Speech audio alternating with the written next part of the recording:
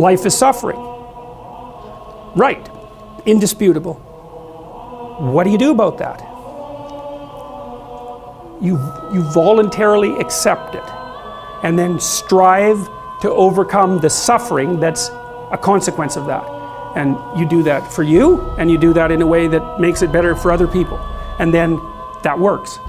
And one question might be, well, how well does it work? And the answer is, the only way that you can find out is by trying it. That's it. That's the existential element of it. The proof is to be derived by the incarnation of the attitude in your own life. No one can tell you how it will work for you. It's the thing that your destiny is to discover that. And you have to make the decisions to begin with. It's like, because you can't do this without commitment. You have to commit to it first. That's the act of faith that Kierkegaard was so insistent upon. You have to say, I'm going to act as if being is good. I'm going to act as if truth is the pathway to enlightenment. I'm going to act as if I should pursue the deepest meaning possible in my life. And there's reasons to do none of those. They're real reasons. So it's really a decision.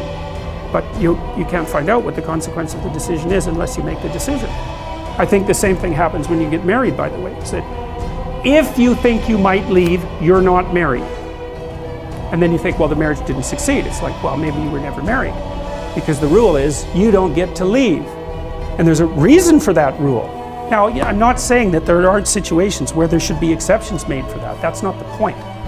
The point is that there's some games you don't get to play unless you're all in. And the other thing that's so interesting about being alive is that you're all in. No matter what you do, you're all in. This is going to kill you. So I think you might as well play the most magnificent game you can while you're waiting. Because do you have anything better to do? Really? Why not pick the best thing possible that you could do? Why not do that? Maybe you could justify your wretched existence to yourself that way. I think you could. That's what it looks like. You know, people find such meaning in the responsibilities they adopt, it stops making them ask questions about what life is for. If you have a newborn child, for example, like unless you're really in a bad way, psychotically depressed, or maybe your personality really needs some retooling, you stop thinking about anything but ensuring that that baby is doing well.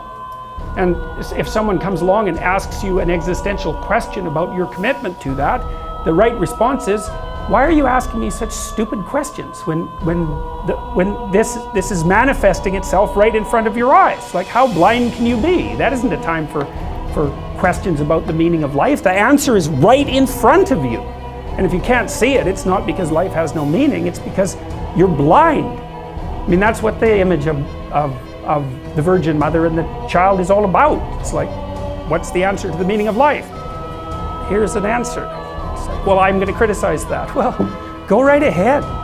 You know, it's like what you're like a what do you call that? A termite gnawing on a temple.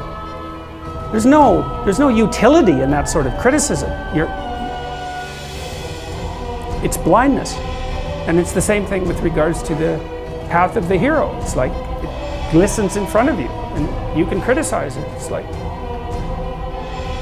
fine, put the cart before the horse and see how far you get. So I thought, to bring full closure to the class, I was trying to solve this terrible puzzle that confronted me and many other people about how it was that human beings got themselves in such a tangle about what they believed. Such a tangle that we were pointing the ultimate weapons of destruction at one another, which, by the way, we are still doing. And I thought, okay, well, I understand that. We need our belief systems. They orient us. And that means there will be conflict between belief systems, and that can be a catastrophe. And that's being played out everywhere, again, in very many ways. What's the solution to that? Well, one possibility is there's no solution. It's just mayhem all the way around. Could be the case. But it seemed to me, as I delved into it, that the proper solution to that was to live properly as an individual, because you're more powerful than you think. Way more powerful than you think. I mean, God only knows what you are in the final analysis. you're blind to your own weaknesses, but you're also blind to your own strengths.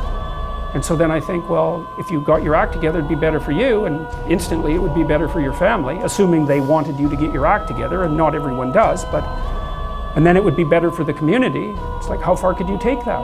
If you stopped wasting time, and if you stopped lying, and if you oriented yourself to the highest possible good that you could conceive of, and you committed to that, how much good could you do? Well, I would say, why don't you find out? So that's what I think you should do. You should find out. You don't have anything better to do. And there's nothing in it, as far as I've been able to tell, there's nothing in it but good. So maybe you could sort yourself out so that you wanted nothing but the good. And then maybe you could help make that manifest in the world. And maybe we wouldn't have all these terrible problems then. At least we'd have fewer of them, and that would be a start. So it's the answer to the problem of humanity is the integrity of the individual. That's the answer. So, and states that are predicated on that realization are healthy. So, and states that aren't are doomed to stagnation and catastrophic collapse.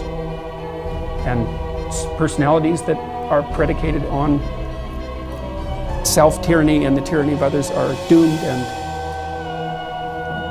to collapse. So, and then you think, well, what's the barrier? And the barrier is, are you willing to accept the responsibility? And part of the answer to that is, reduce the damn responsibility until it's tolerable. You don't have to fix everything at once.